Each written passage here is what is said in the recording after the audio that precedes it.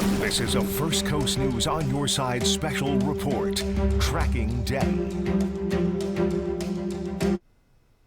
Good afternoon, folks. I'm meteorologist Ross Mumon, joined here by meteorologist Lee Southwick with another First Coast News weather update on what is now Tropical Storm Debby. Lee. Yes, we just got the 2 o'clock advisory in. Winds now at 65 miles an hour, so it is weakening, but slowly. Still 65 mile per hour sustained winds while it's sitting over portions of Florida, about to cross into southeast Georgia.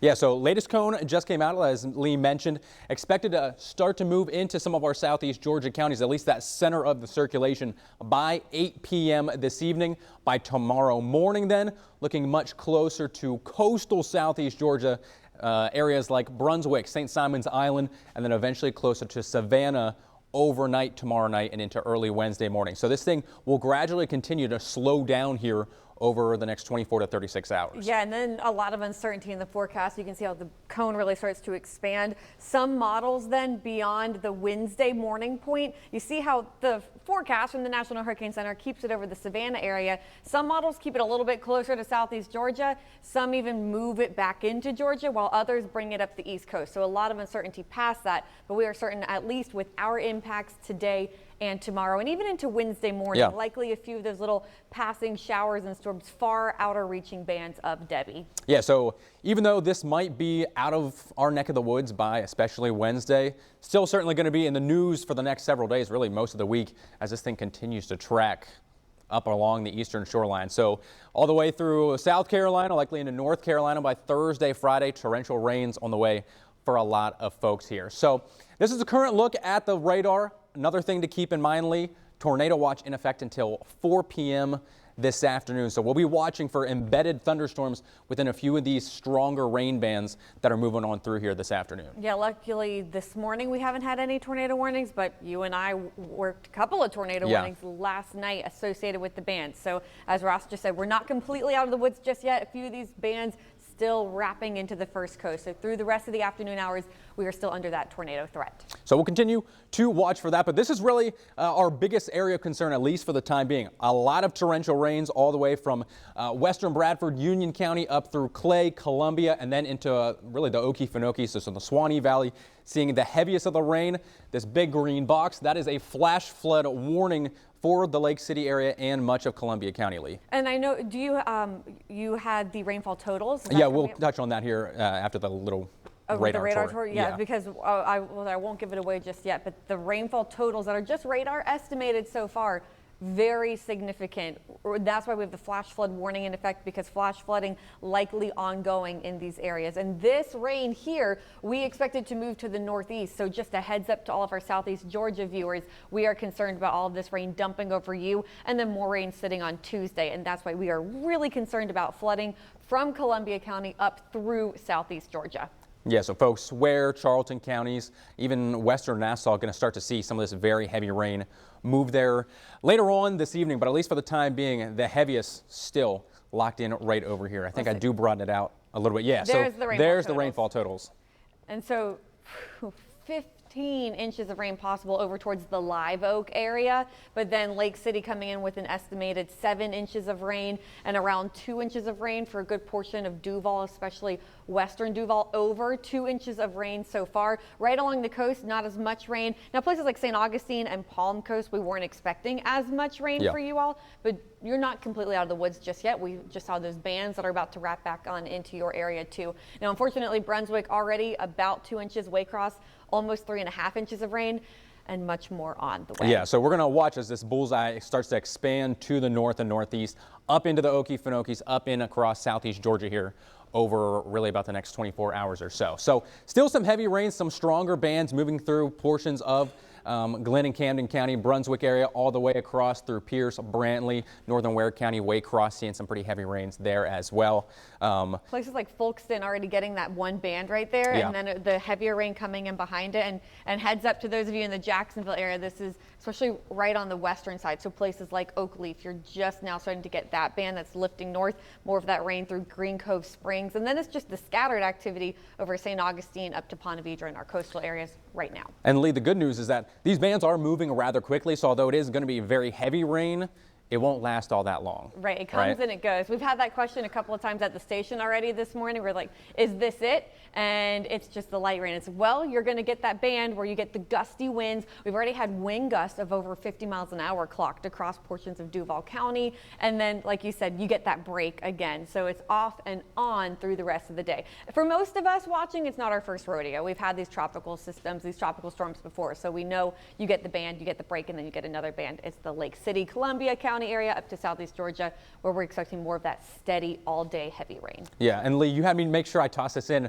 right before we went on here. That was interesting. Yeah, latest data from some of our buoys out there in the open waters. 10-foot waves out there. So the buoy's collecting seas of 10 feet. This one where it says 9 earlier, it also had 10 as well. So that's why I thought it was interesting, because it's right off the coast. Of course, we have a very high rip current risk for our beaches as well. And so it's collecting 6 feet right now. That's what it's seeing out there off of southeast Georgia. But we expect that to go up too, especially if the center moves back offshore into the Atlantic. Yeah. So obviously some very rough surf out there. I drove across the Dames Point Bridge a couple times a day, looking out across the St. Johns River. Water's very choppy. So I know you're a big boater. Certainly not the best beach day today or tomorrow as we continue to track this. There was that report of boaters being rescued somewhere in the state of Florida yesterday. So I'm going to say that we are smart here on the First Coast, and we know not to go out on the water today, and even tomorrow. Not good either. Yes, absolutely. So this is just what one model's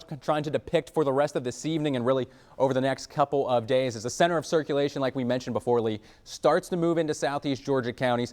A few isolated heavy rain bands here, but really the bulk of the rain, the heaviest rain and thunderstorm activity potentially going to be in the northern and kind of northeast quadrant of the whole circulation. Right, and so that's places like Folkston, Brunswick, St. Simon's Island, St. Mary's, we're watching you too, and of course all those coastal areas. We'll have to keep an eye on the possibility of a little bit of storm surge, 1 to maybe 4 feet max for those of you in southeast Georgia.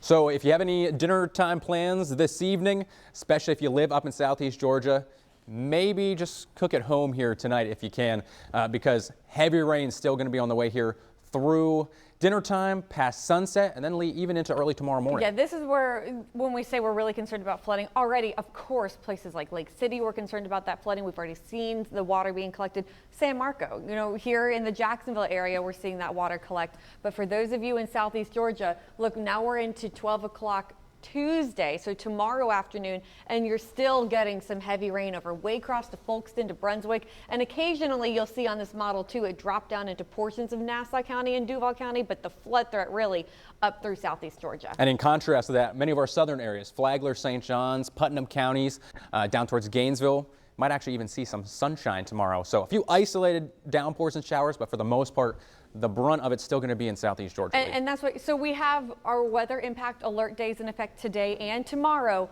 but for tomorrow, we're really concerned about southeast Georgia. So if you are in St. Augustine, Palatka, Palm Coast, and you say they got it wrong tomorrow because you see sunshine, just know that unfortunately your friends in southeast Georgia going through a really rough time. Yeah, and this is still what's expected to come here over the next about 24 to 36 hours, Lee. So a lot of folks in this orangish to yellow region still could see 8, 9, maybe even 10 more inches of rain locally in some spots. Now, we will break it down county by county, but this is just kind of an overview map of what to expect there, at least with regards to the rainfall. Now, with the winds, as you mentioned, we've seen some pretty gusty wind gusts. Those will kind of linger around here through the remainder of this evening, 40 to 50, maybe 55 in a few isolated areas, especially out along the coastline. But most of those should begin to decrease as we head into the overnight period and then eventually into tomorrow, Lee. Right, so I think for the next few hours, still prepare for those gusts around 50 miles an hour, generally speaking across the whole First Coast, and then it will back off later on tonight. But if it does move back out into the Atlantic and start to strengthen again, our friends in Brunswick could get some of those stronger gusts yet again on Tuesday into Wednesday. So our folks further west would be a little bit in better shape at that point, but very good point. Lake City, you need you need a break out there. Yeah, but long story short there, obviously going to be pretty breezy. Now, here is our county by county breakdown, so you know, depending on where you live, what you can expect over at least the next day as Debbie continues to make her way across the First Coast. Yeah, so as we mentioned, we have today and tomorrow's weather impact alert days, and when we do that, we like to do something that we call WIN.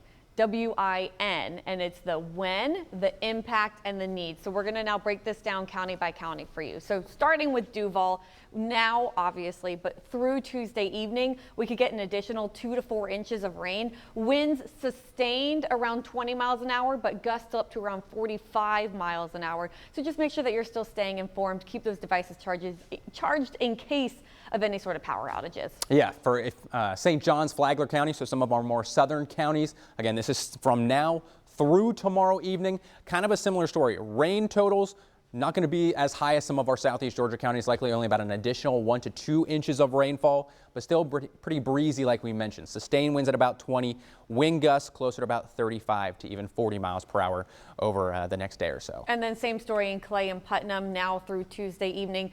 Not as much rain expected here, an additional 1 to 2 inches, but we're going to watch out for a bit of river and creek rising in these areas with the rain that is falling. Yeah, because this is one of the areas that has seen a decent amount. So watch for the Black Creek if you do happen to live around or near their possible area that we could see some flooding. Now we're going to head a little bit further westward to likely our hardest hit area here, at least so far, Lee. So far, yes. And so, you know, it says now, we of course started that last night when you were already getting those impacts and those tornado warned storms out there, but you could expect an additional 2 to 5 inches of rain. Your gusts going to be up to around 45 miles an hour still, even as the center of the storm starts to move away from you. And same thing that we just mentioned, be prepared for those rising rivers. And so always remember the mantra, turn around, don't drown. Absolutely. Any water moving across the road, certainly do not want to be driving through that. Whether you're out in Columbia County or you're closer to the coast, maybe you're a little bit of a beach bum, you live in Nassau, Camden, or Glen. Oh, let's head back there. Beach there we go. Calling my people in Nassau beach bums.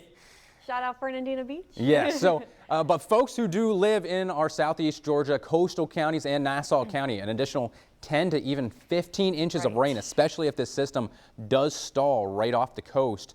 You get that wraparound effect, continual rain through Tuesday, potentially even into Wednesday as well. So a lot more rain on the way and still pretty gusty as well, Lee. Yeah, we put gusts up to 55 for you all because, again, especially if the storm starts to strengthen again right off the coast, southeast Georgia to South Carolina coast, you could get some of those stronger gusts. And what's different about this graphic compared to all of our other counties, we had to put the surge on there too. Generally 1 to maybe max 4 feet of surge that we are watching out for, especially our southeast Georgia counties. And if you do have to be out on the roads, try to have a backup plan in place. If your main route is closed due to flooding across the roadways, make sure you have an alternate route planned just in case of that, as we could see some of these waters start to rise over the next couple of hours. Definitely. I mean, you know, if you live on a road or you take a road that floods or you live near a creek that floods, just have your backup plan in place. You don't want to be on the roads right now, but then even if you're thinking a few days down the line, if that water is slow to drain, just keep that in mind. We are expecting a lot of standing water. Yeah. And for our Okefenokee counties, Ware, Charlton, Brantley, Pierce, an additional 5 to even 15 inches locally in some spots where some of those heavier downpours and stronger thunderstorms do roll in, or they just happen to train over the same locations for hours on end. So a lot more rain on the way. We're going to watch for those rising creeks and those rising rivers. Flooded back roads and rural roads also going to be a concern.